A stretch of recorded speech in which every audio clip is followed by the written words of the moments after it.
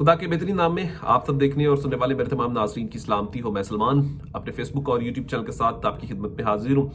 इस वक्त जो टॉप ट्रेंडिंग पे एक टॉपिक है वो है शेर अफजल मरवत साहब का, उनको पार्टी से निकालने के हवाले से। और फिर एक पार्टी क़यादत की जानिब से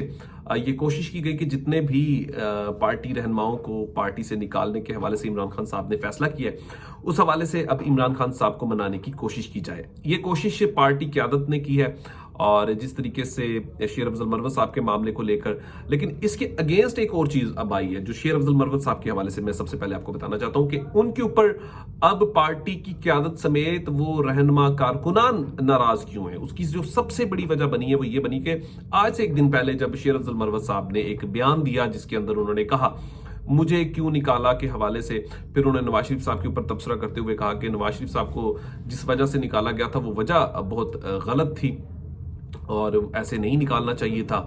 और किसी और वजह से निकालते तो समझ आती। तो इसको लेकर अब पार्टी क़यादत को भी, और जब ये चीज़ें इमरान खान साहब तक पहुंची तो उन्हें अब ये लगता है कि पार्टी को नुकसान पहुंचाने के हवाले से या जिस तरीके का प्रोपेगेंडा जो है वो इस वक्त शेर अफजल मरवत साहब के हवाले से कहा गया कि जो चीज़ें इमरान खान साहब ने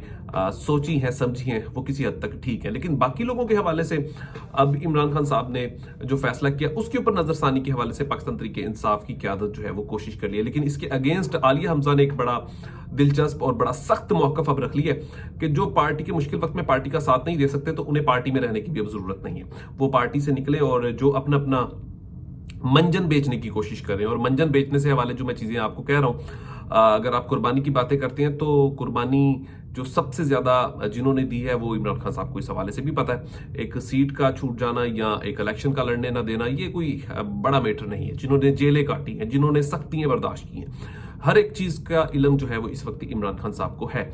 जब एक साबका एमएनए की बेटी ने इमरान खान साहब से मुलाकात की तो उन्हें उस वक्त भी जो पार्टी में जो कुछ हुआ, जो साउथ पंजाब में हुआ या अपर पंजाब में हुआ, बल्कि पूरे पाकिस्तान में हुआ,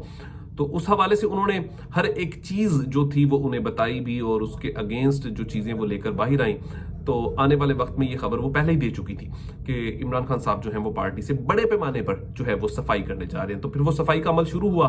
और जैसे ही वो सफाई का अमल शुरू हुआ और जैसे जैसे जिनके नाम आना शुरू हो गए फिर उनकी चीखों पुकार जो है वो भी आसमान को पहुंचना शुरू होगी। फिर उन्होंने अपने अपने सेल को दोबारा से जगाने की कोशिश की, लेकिन अब लोग भी बहुत सियाने हो चुके हैं और पाकिस्तान तहरीक इंसाफ के कारकुनान की जो सबसे बड़ी जो सबसे खास बात है और जो रियलिटी मुझे सबसे ज़्यादा पसंद है पाकिस्तान तहरीक इंसाफ की, कि वो नहीं देखते कि आगे बैठा हुआ शख्स कौन है। वो जितना मर्जी इंपॉर्टेंट हो वो इमरान खान की कॉल को लब्बैक कहते हैं और उसके ऊपर अपनी तोपों का रुख भी कर देते हैं। तो फिर यही सिलसिला जो है वो अब शुरू हो चुका है और जितने फेक नाम है उसके हवाले से फिर